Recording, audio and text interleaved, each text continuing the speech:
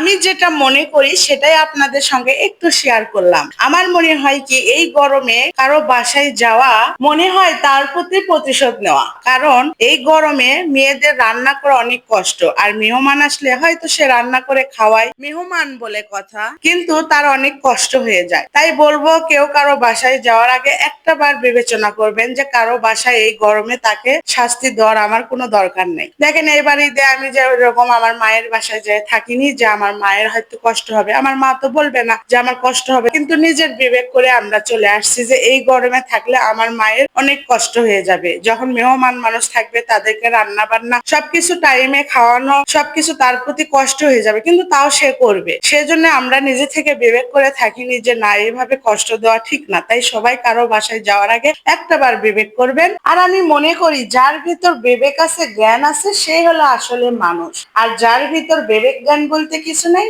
তাকে আমি মানুষই মনে করি না।